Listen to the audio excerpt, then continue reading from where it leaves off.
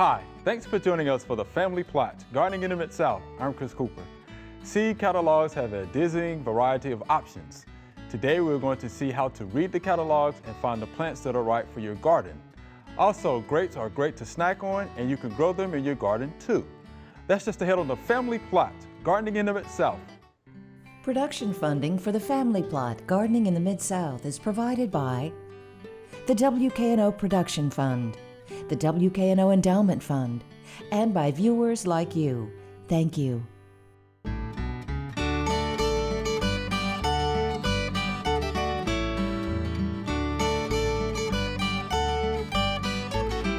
Welcome to the Family Plot. I'm Chris Cooper. Joining me today is Dr. Lelia Kelly. Dr. Kelly is a retired Mississippi State Extension horticulture specialist, and Mr. D will be joining us later.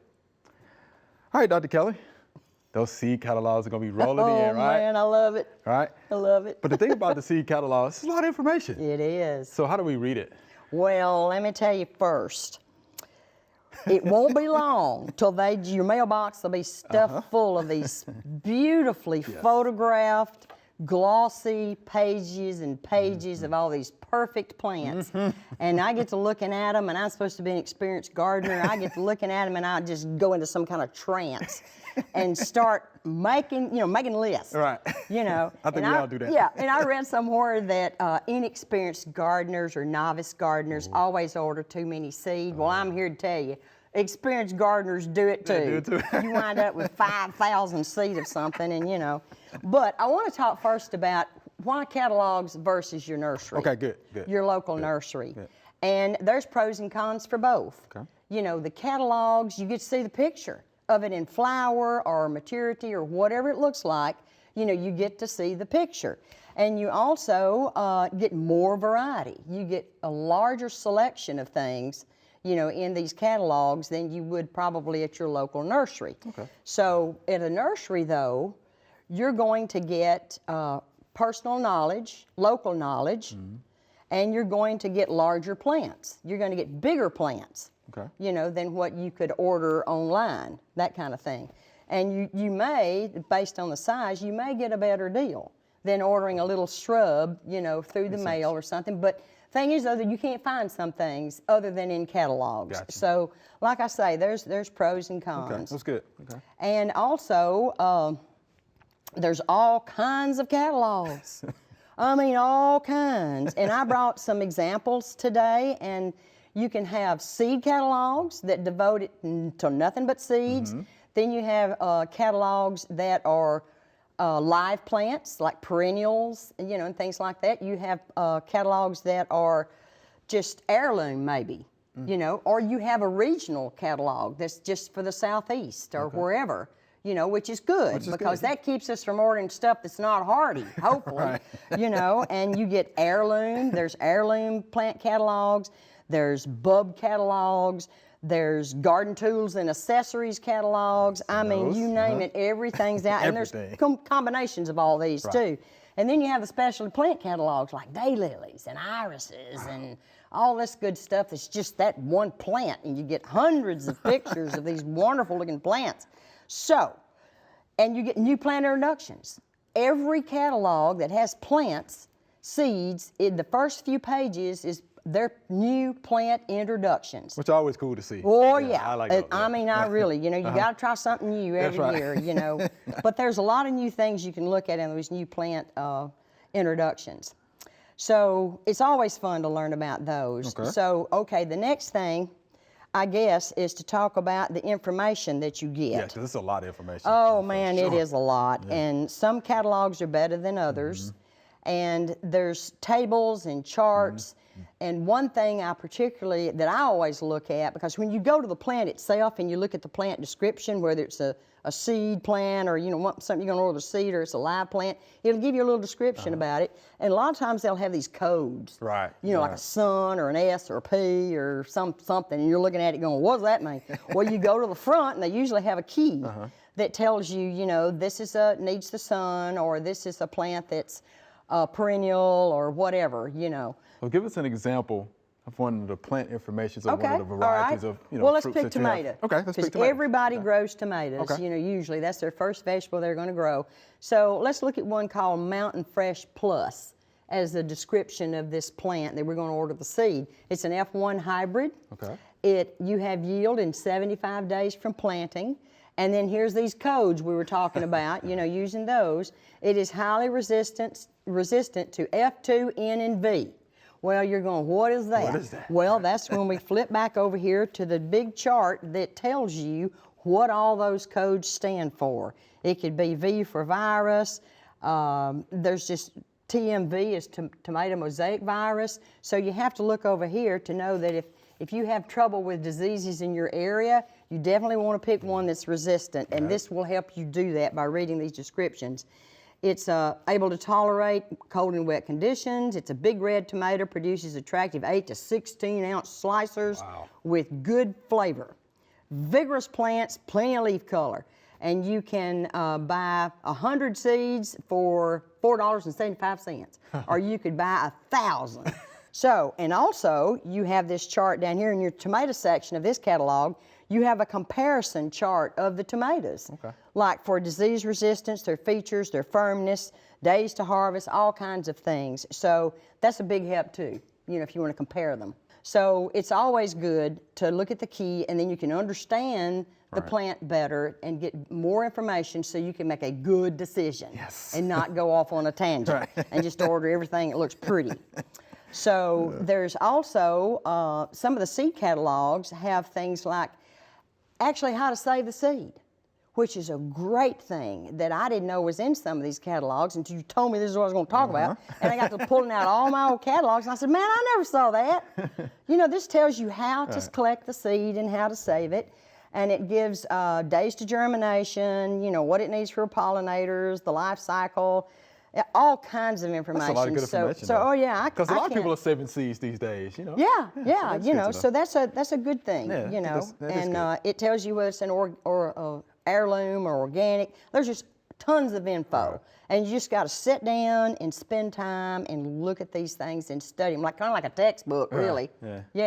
Because they'll have germination rates, which is good. Germination soil temperatures, which is good. Because you'll think, man, I can't plant this now. The ground's too, direct seed stuff. So there's just there's recipes. I even found a salsa recipe that I didn't know was in there. So I mean, there's just tons of stuff. So take time and look at that, and then you make a more informed decision. And the thing about taking the time is, you get these seed catalogs in the winter. Yeah. When there's not much going on, you sit in front of the fire and just get, like I say, your eyes just glaze over, or mine does.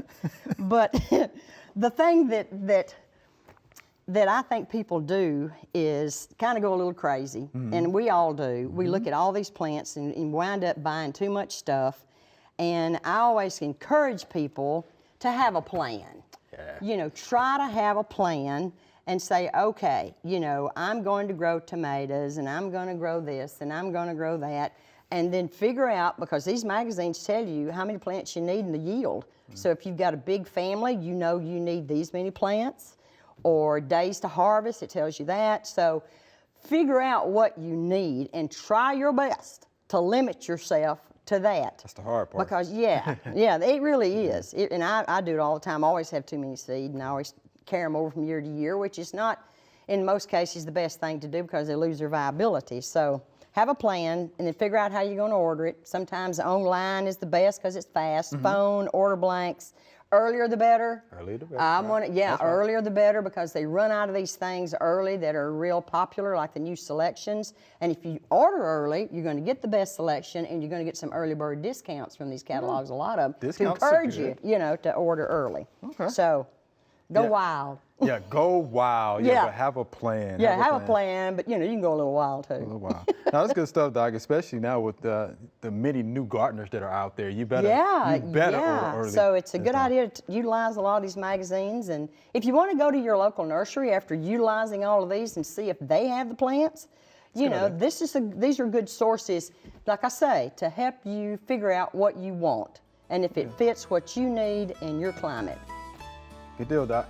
It's good information. Yeah, grab that and send it in front of your fire. You'll be just fine. Yeah. Thank you much. Chocolate. Yeah, hot chocolate. Yeah, that would be good. Thank you. That was good.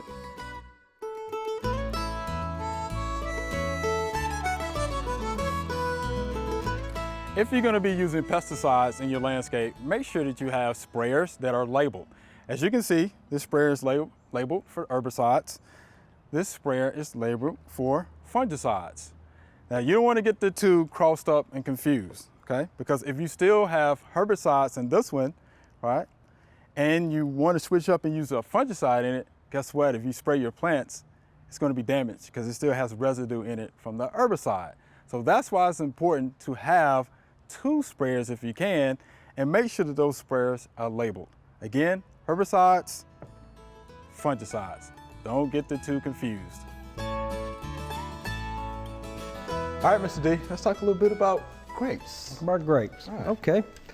I guess first thing let's talk about is the similarities that pretty much all grapes have in common. Okay. They need a fairly high pH, you know, up around 6 pH, 6 to 7 pH is good for all grapes. And the grapes we're talking about are the bunch type and the muscadine types. And there's several bunch types out there, the American hybrids, the French hybrids, and those kind. But they all, when you're planting them, the best time to plant them is in the late winter, early spring. Okay. Don't plant them too early. You don't want to put them out there before you have several real hard freezes. You know, here in the Memphis area, I'd say March, late March, mid to late March is a good time to plant in the Mid-South area here. That is also the best time to prune them. You can go a little bit later on the pruning. When you prune them, if they're bleeding, a lot of people get concerned when they're bleeding, but that's not a problem. Just the juice running out of the plant is not a problem. It's better to prune them when they bleed a little bit than to prune them, too early or in the fall. You do not want to prune them in the fall. You don't want to plant or prune within 48 hours of a hard freeze. If a hard freeze is forecast within the next 48 hours, wait until after that freeze occurs, and then get on out there and plant and prune. So what's the difference between grapes and muscadines, though? A muscadine is a type of grape. Okay. A muscadine is a grape, but the muscadine is a type of grape. Okay. And the muscadine types are types that do well in the summertime. They're more native to a lot of the country because, muscadines are native to here in the Memphis area. There are wild muscadines growing on Mud Island. Of course, there's also a lot of non-native plants growing around also. But in the South, the muscadine types tend to do better, in my opinion. And there are several different muscadine types out there. Let me go over some of the varieties there. Okay. All right.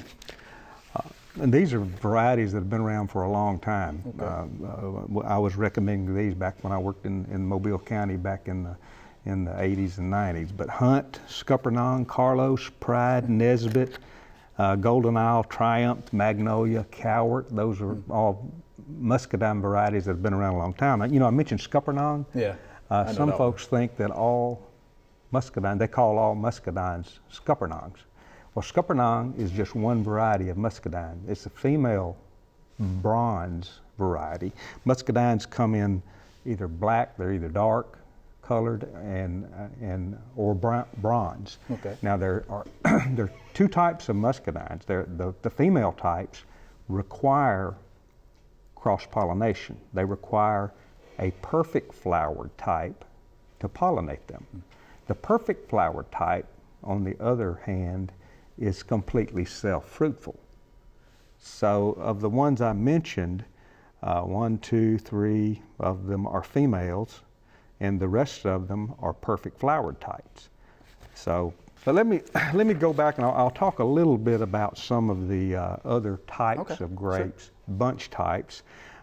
They're used for wine, or they're used table grapes, for eating.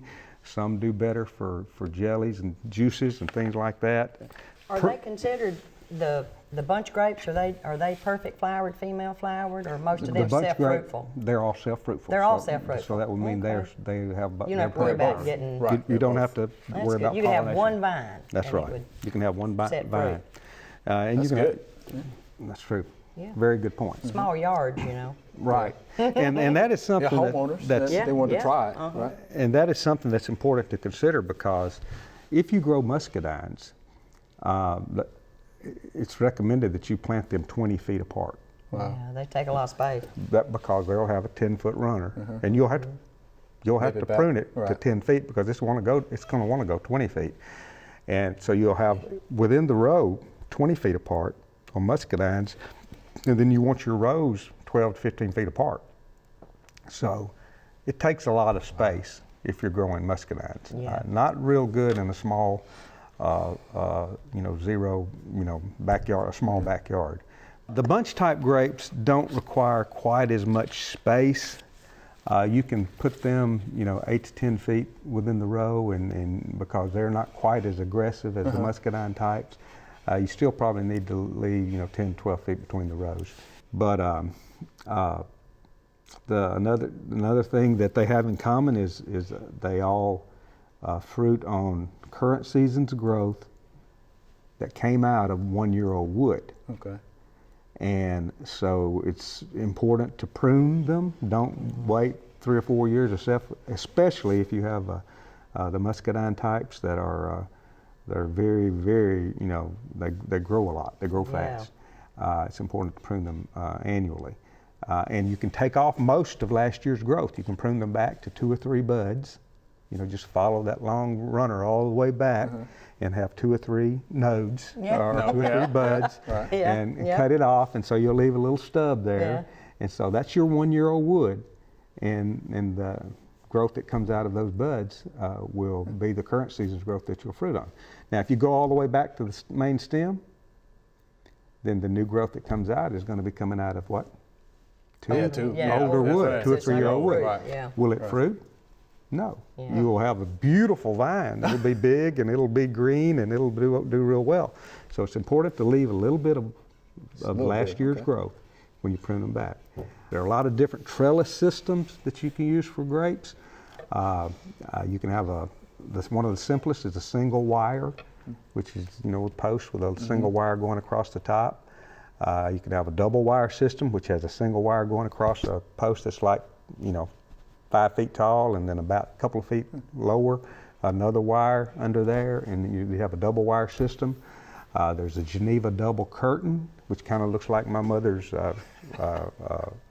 clothesline. It's really got 3 wires. It's got wires going out on the end of the Geneva double curtain system, and then one going along the top of the post to kind of. But that's the Geneva double curtain, and it's probably the most popular. It exposes more of that plant to sunlight than any other type. Than just doing the straight up couple of wires. Right. You can plant your plants and put in the trellis system after you plant them if you want to, or you can go ahead and put your trellis system in first, and then. But you're going to have a trellis system. Got to have a trellis system. Are there any major diseases of grapes that we need to know about? There are. Probably the number one disease that if you grow grapes, you need to go to your local extension office and get the home orchard spray guide. It'll have a section on diseases. And black rot is by far the most common fungal disease. It shows up as a coppery spot on the leaf, and it causes the grapes to turn black and shrivel up, and they're not any good. And that's probably the most common problem. It affects both bunch type and muscadine types, but probably more so on the bunch types than on the muscadine type. The bunch type, some of them are susceptible to a disease called Pierce's disease, which spends part of its life cycle on a grape and part of it on a peach tree. It's phony peach on peach trees. It's rickettsia type organism spread by leafhoppers. Okay. And once they get it, you just got to take them out. Wow. The plants do not survive either phony peach on a peach tree or the Pierce's disease in grapes.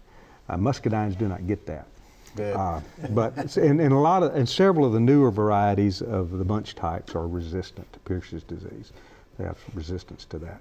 But powdery mildew is another problem, and your fungicide that you go by if you put your grapes on a spray schedule, should take care of those kind of things.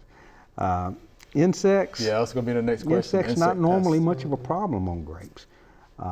You know, I'm sure a stink bug if he goes. Oh, sure. Sure. But Also Japanese beetles. Japanese beetles, things like that. Yeah, you know, they eat everything. They can be a problem. Yeah. But again, nothing preventative that you would need to do on grapes if you have a problem. You can go out there and try to deal with it. You know, scout. You know, keep an eye on them. What about any critters running around there? You know, not aware. Like not like strawberries that have critters that get out there and work on them. Deer that walk across them and mess up the plastic and eat them and all that. I'm sure deer, probably, if you have a very high population, would work on you a little bit, but just not a lot of problems with grapes with insects and critters and things like that. Oh, we appreciate that, Mr. D. Good stuff. Appreciate that.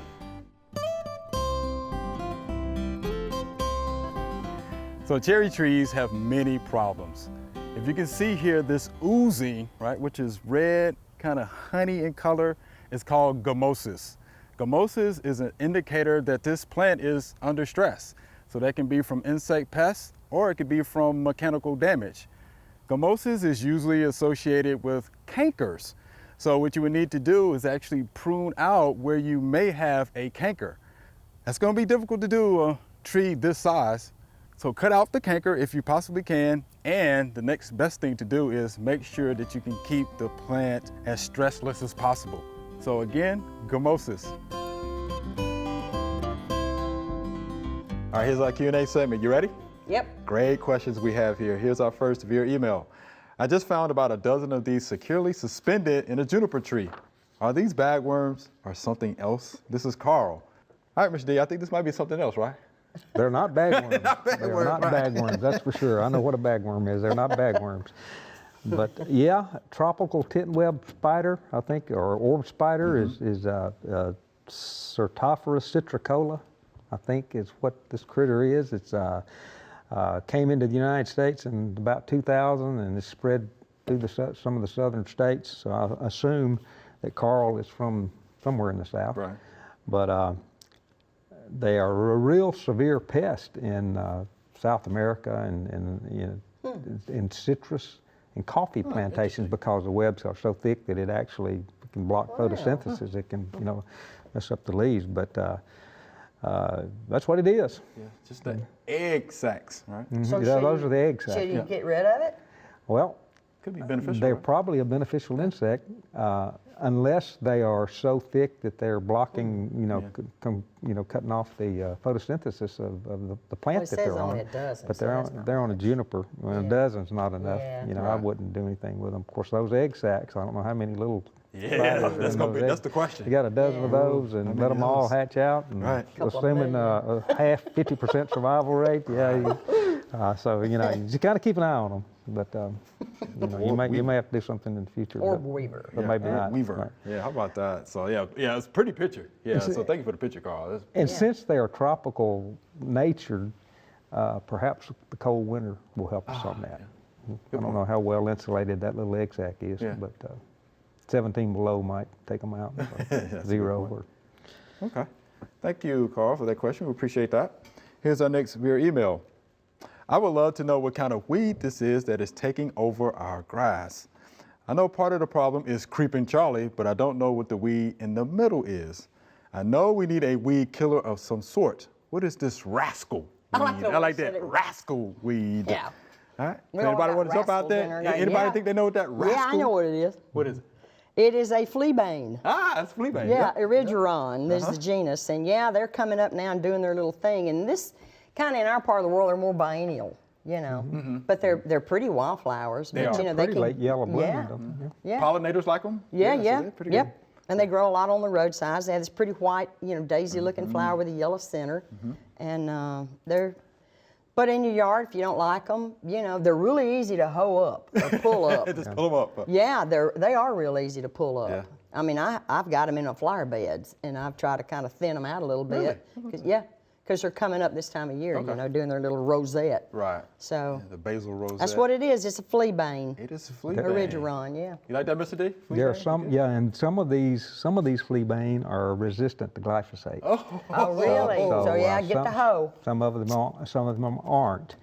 But I would think the 2,4-D combinations, we'd be gone. 2,4-D, MCPA, and dicamba right. combinations you'd ought to get Creeping Charlie too. Yeah, While he's at it. Yeah, you because know. Creeping Charlie look very good, didn't Kill it? all the weeds, you don't have any grass though. It's the way my yard would be.